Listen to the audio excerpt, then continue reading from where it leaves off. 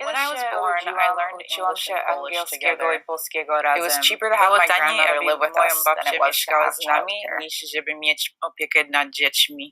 I learned Polish from my babcia, and she kind of built this connection for me to my family.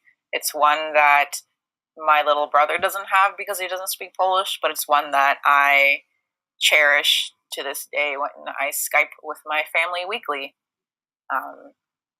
I remember as a little kid being really stubborn and not wanting to learn English because, at least in my house, that wasn't the main language. So why should I even bother?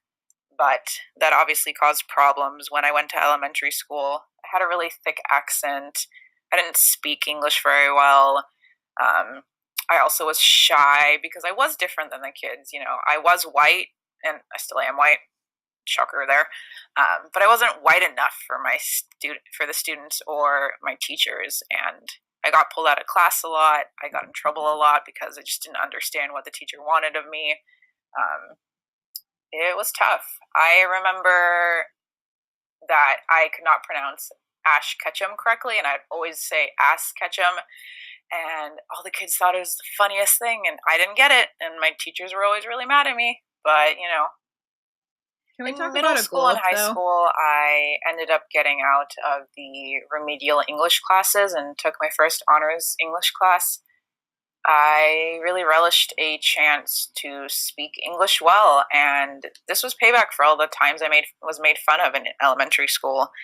I remember saying a lot to my friends that it must be so embarrassing that I speak English better than you, which in hindsight is kind of bitchy.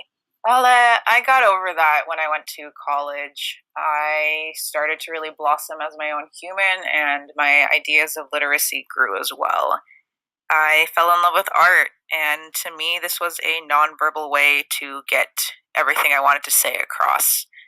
It was a way to express more of my queer identity. It was a way to show off my ideas without having perfect English or perfect whatever. You don't have to speak the same language to understand art, which I think is really beautiful. I then obviously became a art teacher. I don't know if anyone is surprised. And now I work with students of color, and specifically students who are learning English as well. Although, I mean, everyone is learning English all the time, arguably. Anyways, and I'm kind of torn between teaching them white/proper English, whatever that is, and honoring the languages they speak at home and their, Spanglish or insert home language plus English. I know that they are intelligent and they're wonderful, and their literacies are this beautiful kind of hodgepodge of what they bring to the table.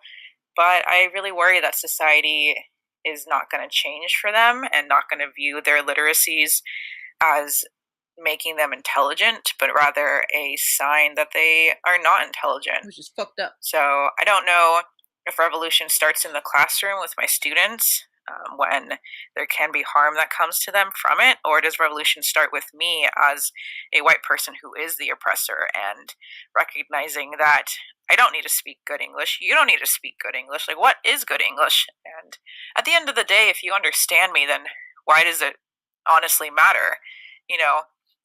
In my classroom, I actually think my students are more intelligent when they do play with the English language, when they add Asian to everything, make gluation, scissoration, whatever Asian. They're exploring a pattern in the English language, and that's really fucking beautiful.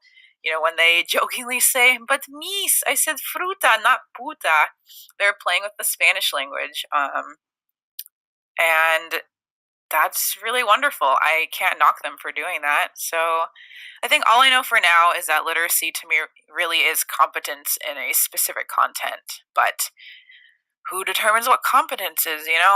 So I guess my idea of literacy is just kind of amorphous blob, and I'm kind of down with that.